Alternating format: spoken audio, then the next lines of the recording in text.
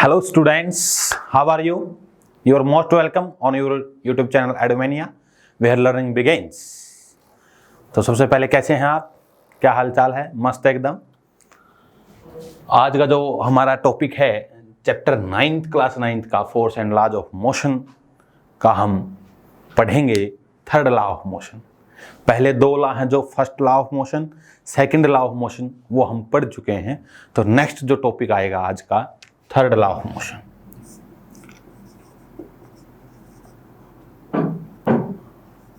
Third law of motion.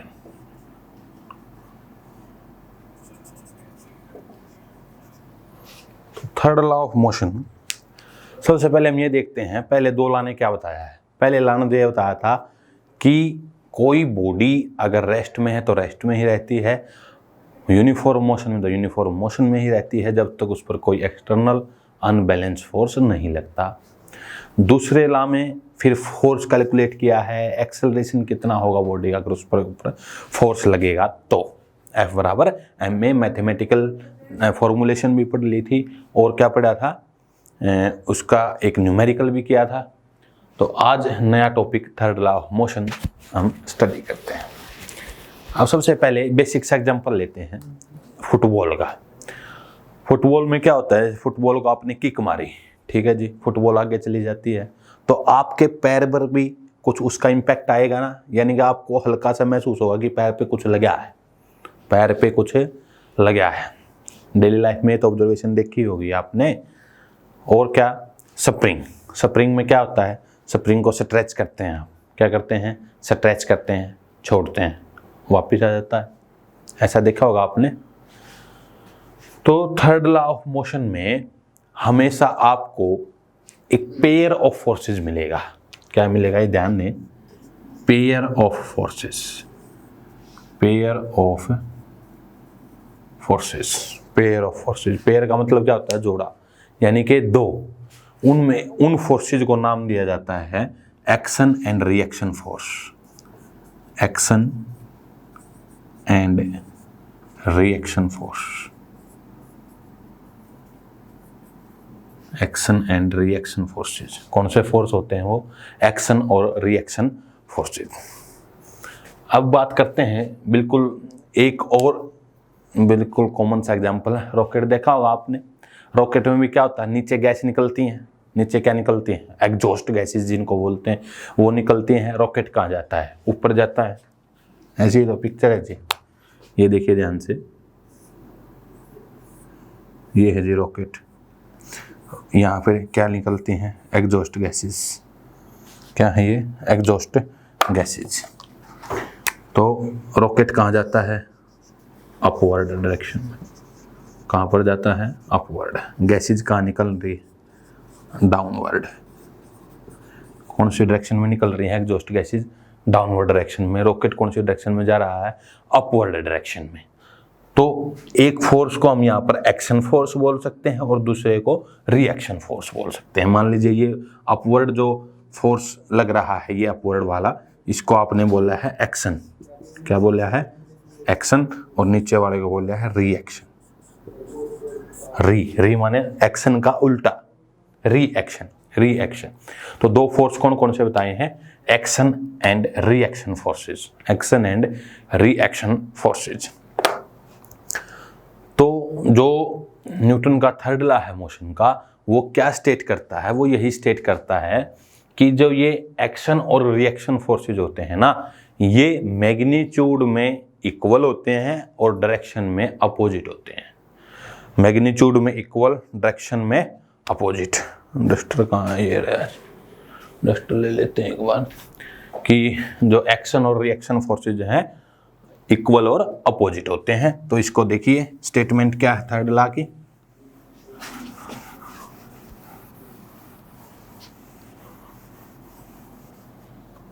तो third law of motion तो लिख देंगे यहाँ पर, according to this law, according to this law,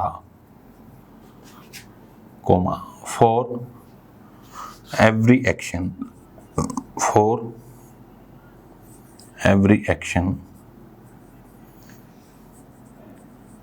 there is an equal and opposite reaction. Equal and opposite reaction.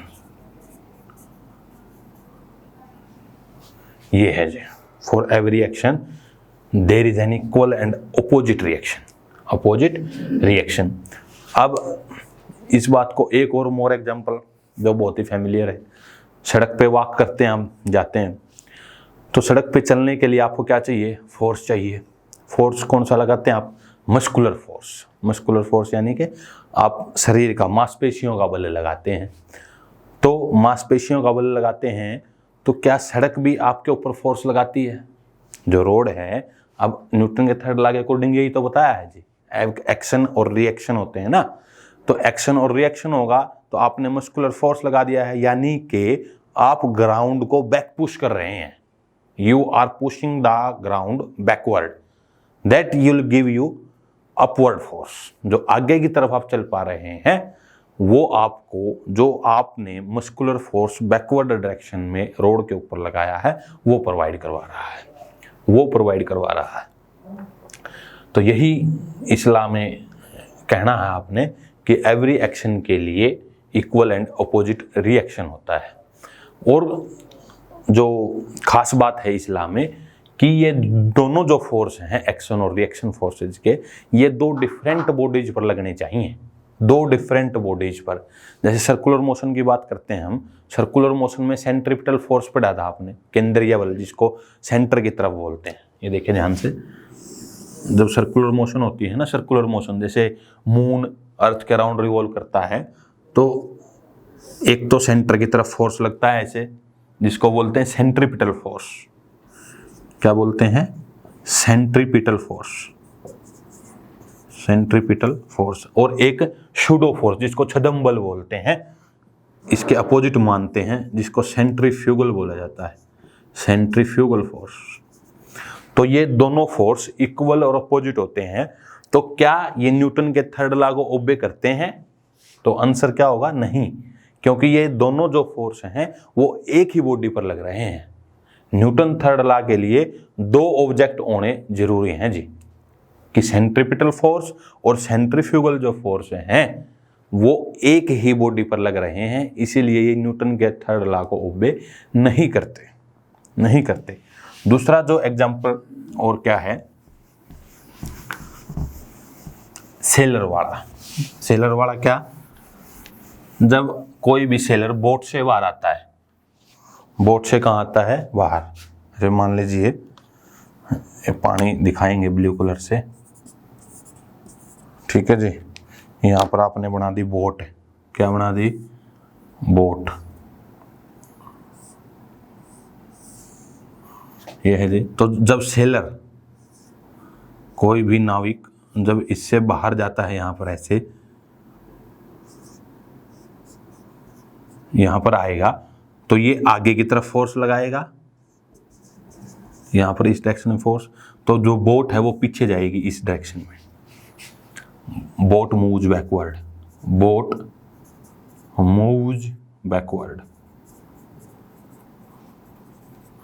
जो boat है वो पीछे जाएगी। तो एक एक्शन फोर्स हो गया, एक रिएक्शन फोर्स हो गया। अब यहाँ पर दो ऑब्जेक्ट हो गए ना, एक तो सेलर हो गया, क्या है? सेलर, नाविक है कोई, और दूसरा क्या हो गया है? ऑब्जेक्ट, बोट है।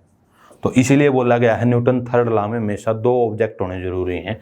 यहाँ पर एक ऑब्जेक्ट सेलर है और एक बोट है, तो यहाँ पर न्यूटन का थर्ड लॉ लगा हुआ है। और कॉमन एग्जांपल है इसका रिकॉइल ऑफ गन, बंदूक। नेक्स्ट देखें एग्जांपल इसका,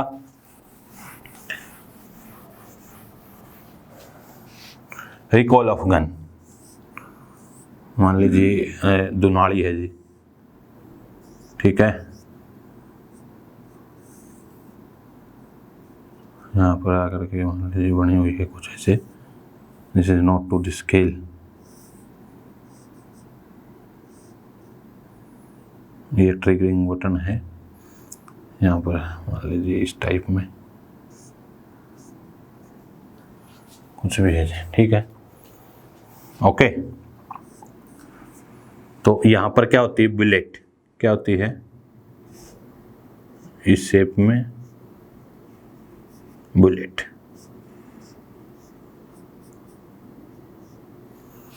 ये क्या है जी, बुलेट। ये क्या है, गन। क्या है ये, गन। तो आपने देखा होगा जैसे ही यहां से ट्रिगरिंग करके शॉट लगेगा, क्या लगेगा, शॉट। जो ये बुलेट्स हैं कहाँ जाएंगी, बाहर की तरफ। Bullet move forward, bullet move forward. Bullet किस डायरेक्शन में मूव करेंगी, फॉरवर्ड में। गन किस डायरेक्शन में पीछे जाएगी, इस डायरेक्शन में। रिकॉइल होगी गन, रिकॉइल। रिकॉइल का मतलब पीछे झटका लगेगा। जैसे ही आप ट्रिगरिंग से शॉट मारेंगे तो रिकॉइल पिछली डायरेक्शन में होगी, इस डायरेक्शन में क्या होगी, recoiling of gun, recoiling of gun. तो इसमें क्या है, न्यूटन का थर्ड लॉ में, इसमें भी दो ऑब्जेक्ट हैं, एक बुलेट है एक गन है, ठीक है जी। तो जैसे ही बुलेट ने गन के ऊपर फोर्स लगाया, सॉरी, जैसे ही गन ने बुलेट के ऊपर फोर्स लगाया है तो बुलेट कहाँ गई है, आगे। तो इसमें ध्यान दें, हम बोल देते हैं कि बुलेट ने फोर्स लगाया गन पे। एक्चुअली में बुलेट फोर्स नहीं लगाती गन पे। होता क्या है, जैसे ही यहाँ पर मान लीजिए एमरिंग होती है, यहाँ पर एमर आके लगेगा तो इसमें एक एक्सप्लोजन होगा, विस्फोट होगा, क्योंकि इसके अंदर बारूद भरा होता है ना। तो उसके ऊपर एक सेल चढ़ा होता है, पीतल का सेल होता है ना। तो जैसे ही शॉट आगे लगेगा बुलेट के ऊपर, वहां पर एक्सप्लोजन होगा, टेम्परेचर राइज होगा। जैसे ही बारूद फटेगा वहां पर एक्सप्लोजन होगा। तो वो एक्सप्लोजन फोर्स लगाता है गन के ऊपर, ना कि बुलेट। बुलेट आगे चली जाती है। जब बुलेट का यहां से खोल निकलेगा, जैसे मान लीजिए ये है ना जी, मान लीजिए इस शेप में है, तो ये इतनी बड़ी बुलेट थोड़ी है, इसमें बुलेट तो छोटी सी है, बुलेट तो इतनी सी मिलेगी आपको यहाँ पर। बाकी तो ये सेल है और यहाँ पर बारूद भरा रहता है। बुलेट तो इसमें इतनी है जो आगे जाकर के पर्सन को हिट करेगी। तो जब ये खोल यहाँ पर एक्सप्लोड होगा, इसका बुलेट का जो सेल है वो एक्सप्लोड होगा, तो उस एक्सप्लोजन से जो फोर्स डेवलप हुआ है उसने गन के ऊपर फोर्स लगाया है, ना कि बुलेट ने लगाया है। Keep in mind. तो यहां पर भी न्यूटन का थर्ड लॉ है कि जो दो डिफरेंट ऑब्जेक्ट्स पे लग रहे हैं फोर्स, एक बुलेट पे और एक गन पे, रिकॉइल ऑफ गन। तो बुलेट है जो वो गन के ऊपर फोर्स नहीं लगा रही है। जैसे ही सेल एक्सप्लोड हुआ है वहां पर एक एयर का प्रेशर क्रिएट होता है बहुत ज्यादा, जो उसको मतलब फटेगा, वो फोर्स लगाएगा गन के ऊपर। इसीलिए आपको बोला जाता है कि जब भी आप बुलेट फायर करते हैं या गन को टाइट करते हैं, शोल्डर को लगाकर उसको टाइटली होल्ड कीजिए। क्या कीजिए, टाइटली होल्ड कीजिए, ताकि ये जो बैक रिकॉइल होगी वो आपको इंजरी कर सकती है, आपके जो शोल्डर की हड्डी है वो टूट सकती है। तो ये थर्ड लॉ के एग्जाम्पल हैं ये भी। और सिंपल से एग्जाम्पल आप देखें, आप दो कार्ट ले लीजिए, एक कार्ट यहाँ पर है, एक कार्ट यहाँ पर है, इस पे खड़े हैं आप, दूसरे की तरफ कुछ फेंका आपने, मान लीजिए एक कार्ट पर यहाँ पर कोई दूसरा, जैसे ही आप दूसरे की तरफ फेंकेंगे आप पीछे की तरफ जाएंगे। ऐसा देखा है? चलिए, नहीं देखा तो बना देते हैं वी डायग्राम।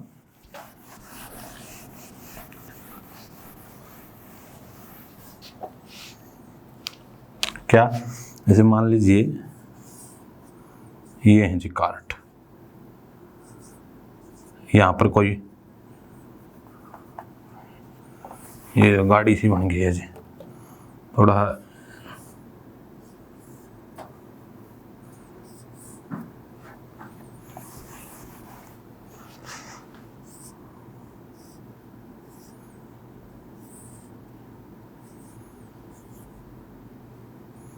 एक इस कार्ट पे खड़ा हुआ है पर्सन सपोज,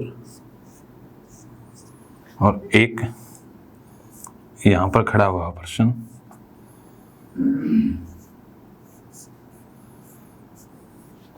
इसके हाथ में कुछ लगेज है, सामान है। जैसे ही ये इसको इसकी तरफ फेंकेगा, जैसे ही ये वाला पर्सन लगेज को इसकी तरफ फेंकेगा तो ये इस साइड में फोर्स लगाएगा, अप्लाइड फोर्स।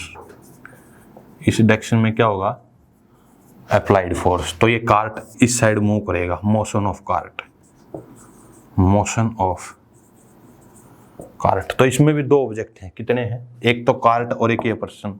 तो इसीलिए न्यूटन थर्ड लॉ में कितने ऑब्जेक्ट होने चाहिए, दो। तो मोशन ऑफ कार्ट और अप्लाइड फोर्स दोनों आप सी कर रहे हैं, अपोजिट डायरेक्शन में है। तो एक को हम एक्शन फोर्स बोल सकते हैं और एक को रिएक्शन फोर्स बोल सकते हैं। ये कुछ इलस्ट्रेशंस हैं न्यूटन थर्ड लॉ को जो बता रही हैं डेली लाइफ की। ये है जी न्यूटन का थर्ड लॉ। अब इसको अगर मैथमेटिकली थोड़ा सा और एलेबोरेट करना चाहते हैं आप, तो उसमें क्या बताएं, जैसे मान लीजिए दो बॉडी है, एक ए बॉडी है जिसका मास है ma मान लीजिए, एक दूसरी बॉडी थी जिसका मास था मान लीजिए mb। ये ऐसे क्लियर, ये मूव करेंगे जी, मूव करने लगी, मान लीजिए ये इस दिशा में मूव कर रही, सपोज ये इसमें मूव किया, दोनों कोलाइड हो गई हैं। ये बिफोर कोलिजन है, ये क्या है, बिफोर कोलिजन। कोलिजन का मतलब क्या होता है, टकराव, टकराना, टकराव से पहले, टकराने से पहले की बात है। अब क्या हुआ है, टकरा गई है, ऐसे सिचुएशन आ गई है। This is ma suppose, this is mb, this is a, this is b। ये क्या है, ड्यूरिंग कोलिजन, ड्यूरिंग कोलिजन यानी कि टक्कर के दौरान, टक्कर के दौरान जब टक्कर हो रही है उसका है जी। तो अब यहां पर जैसे ही कोलिजन हुआ है तो ये बॉडी है जो इस साइड फोर्स लगाएगी, ए वाली बॉडी। यहां पर मैं दोबारा डायग्राम बना रहा हूं। जो ma मास वाली बॉडी है उसने इस दिशा में फोर्स लगाया b पर, और mb ने इस दिशा में फोर्स लगाया है। ये मान लीजिए बॉडी a थी, ये क्या थी, b। ओके, तो ये डायरेक्शन कौन सी है, force on b due to a, force on b due to a। तो ये क्या हो जाएगा, FBA, क्या हो जाएगा, FBA। वेक्टर क्वांटिटी तो एरो हेड आएगा, इसका मतलब क्या है, force on b due to a। और इस साइड b ने a पे लगाया तो इस साइड क्या आएगा, FAB, FAB। इस साइड कौन सा फोर्स आएगा, FAB। इसका ध्यान से समझें, this is the force on b due to a। कैसे रीड करेंगे, जो b पर फोर्स लगाया a ने ऐसे लगाएगी ना, और a पे b ऐसे लगाएगी। तो अकॉर्डिंग टू थर्ड लॉ, तो इसको इरेज कर रहा हूं मैं, तो ऐसा ऐसा होने के बाद अकॉर्डिंग टू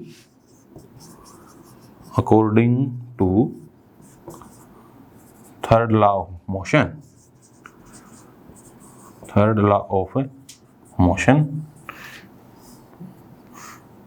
क्या लिख सकते हैं हम, FAB जो होगा that is minus FBA, minus FBA।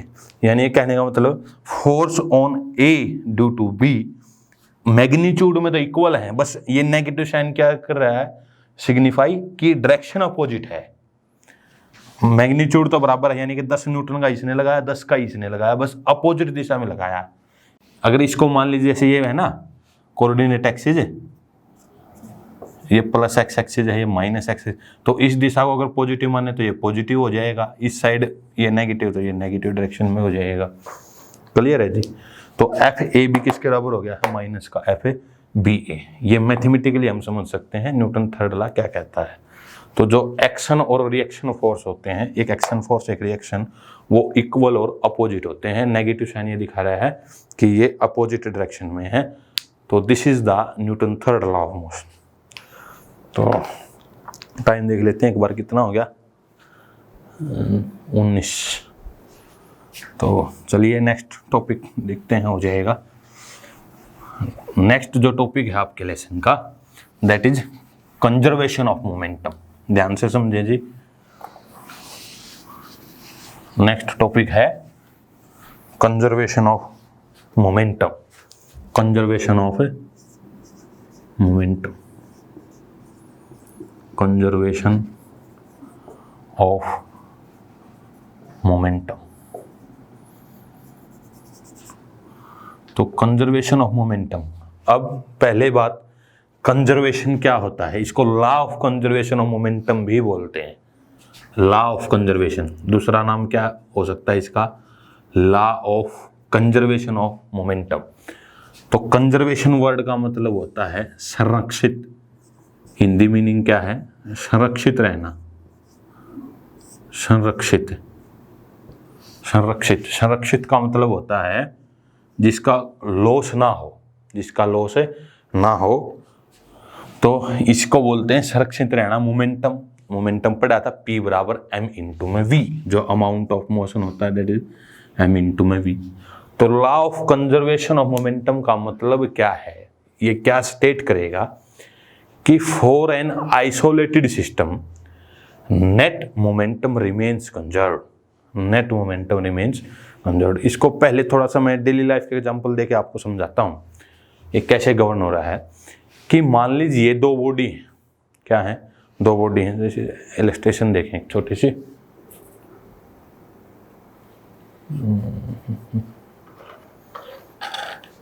ठीक है जी, यही है दो बॉडीज मान लीजिए, छोटी सी हैं और तो अवेलेबल है नहीं, ठीक है।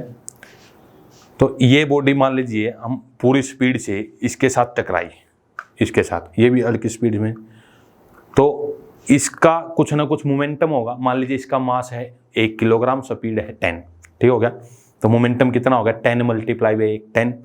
ये इसके साथ टकराएगी, तो टकराने के बाद क्या होगा, इसका कुछ मोमेंटम इसमें चला जाएगा, इसका कुछ मोमेंटम इसमें चला जाएगा। सिंपल सा देखें, अब वही कि असेंबली में जाना, आपको स्कूल में पढ़ते हैं जैसे आप, तो असेंबली में जाना है, प्रेयर के टाइम आप लेट हो गए हैं, तो आप क्या करेंगे, भागे भागे बैग रखेंगे, एकदम से भागे आएंगे। तो भागते भागते मान लीजिए आपका वेट है सपोज 50 kg, सपोज मैंने 50 kg, आपके भागने की स्पीड सपोज 2 मीटर पर सेकेंड, कितनी स्पीड से भागे, तो आपका मोमेंटम हो गया है कितना, 100 किलोग्राम मीटर पर सेकेंड, 100 किलोग्राम मीटर पर सेकेंड। ये मान लीजिए आप, ठीक है, भाग रहे हैं इस साइड, असेंबली के लिए भाग रहे हैं, लेट हो गए हैं आप, तो आपको रास्ते में दूसरा प्राणी मिल गया और कोई, मान लीजिए पीएन था, चेक करने आया था ऊपर कौन कौन प्रेयर में नहीं आया है जी, या टीचर आ रहे हैं, तो आप क्या हो गए, इसके साथ टकरा गए हैं, इसके साथ टकरा गए हैं आप, आपकी टक्कर हो गई है। आपका मोमेंटम कितना है, 100 किलोग्राम मीटर पर सेकेंड, ठीक है। तो जैसे ही आप इसके साथ टकराएंगे तो क्या होगा, अगर हल्का सा कोलिजन है, यानी कि पूरी एड टू एड भिड़ंत नहीं हुई है, एड टू एड नहीं टकराए हैं आप, हल्का सा टकरा गए, मान लीजिए आपका शोल्डर है वो टच कर गया ओनली, तो क्या होगा, जो दूसरा पर्सन है वो हल्का सा मूवमेंट में आ सकता है, ऐसे हो सकता है। तो उस केस में क्या होगा, आपके जो ये मोमेंटम है टोटल 100, उसका कुछ पार्ट इसमें चला गया है, बिल्कुल हल्का सा टच हुआ, तो मान लीजिए 96 आपके पास रह गया है और 4 उसमें चला गया है, जिस पर्सन से वो टकराया है, जिस पर्सन से वो टकराया है। अगर हेड टू हेड कोलिजन है, यानी कि बिल्कुल आमने सामने से भिड़ंत हुई है, आमने सामने से, तो उसमें क्या होगा, आप भी स्टॉप हो जाएंगे और वो भी बिल्कुल स्टॉप हो गए, गिर भी सकते हैं आप। तो कहने का मतलब उसमें क्या हुआ है, परफेक्ट कोलिजन हुआ आपका, बिल्कुल एकदम से टकराए हैं। तो 100 का जो मोमेंटम है आपका, 100 क्या 100 इसमें भी जा सकता है और आपका 0 हो सकता है। परफेक्ट कोलिजन में ये मान लीजिए 99 आप ने जो मोमेंटम है 99 का वो इसमें ट्रांसफर कर दिया है और आपके पास कितना रह गया है, 1। तो यही तो law of conservation of momentum state कर रहा है कि जो इनिशियल मोमेंटम है ना आपका 100, वही लास्ट में रहेगा, 99 + 1 100, 96 + 4 100। वो कोलिजन पे डिपेंड करता है, एड टू एड है या थोड़ा सा कम है या मॉडरेट है बीच का, तो सम जो इनिशियल मोमेंटम है और फाइनल मोमेंटम का सम बराबर रहेगा, बराबर रहेगा। अब एक बात आएगी यहाँ पर अगेन, आइसोलेटेड सिस्टम स्टेटमेंट में लिखते हैं हम क्या, isolated system.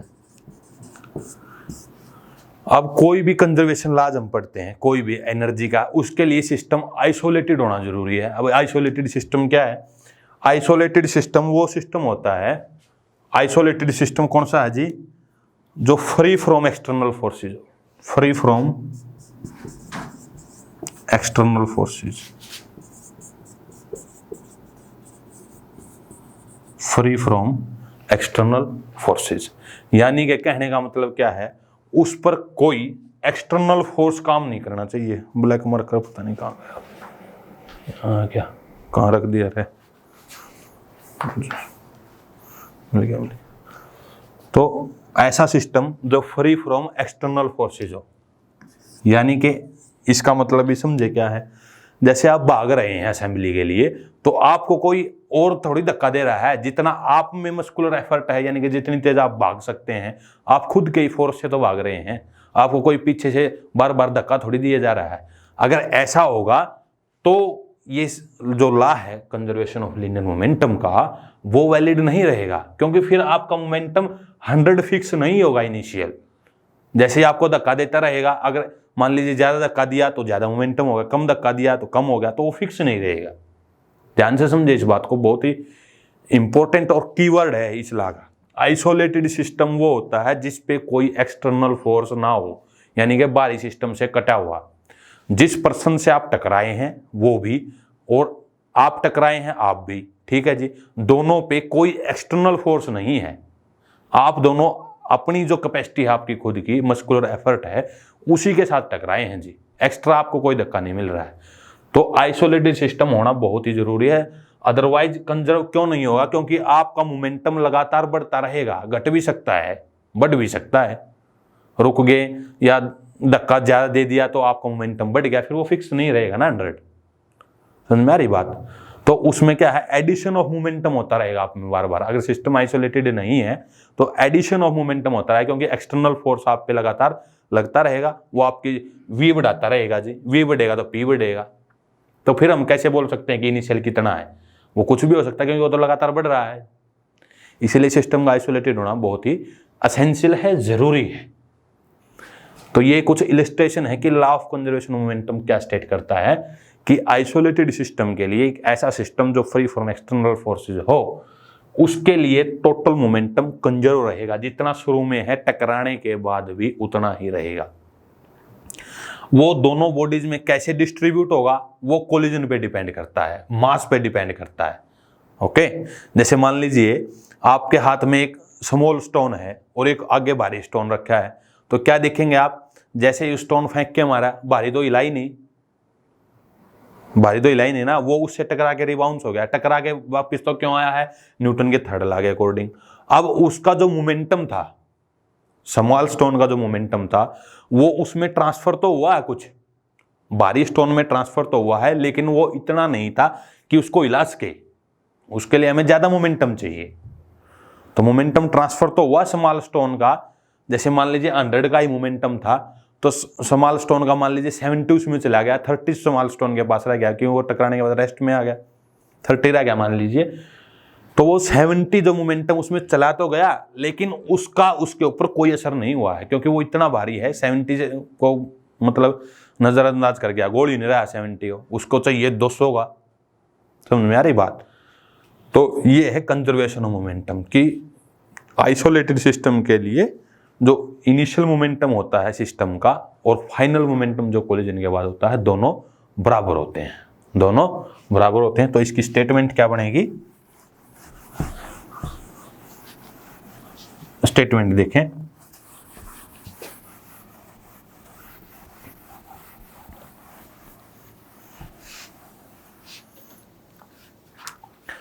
According to this law, black से लिखते हैं, according to this law, या this law states that, दोनों ही ठीक हैं, this law states that for an isolated system,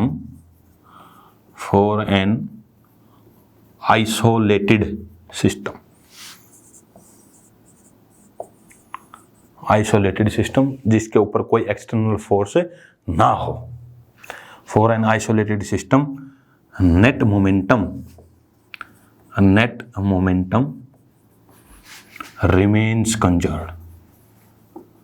remains conserved,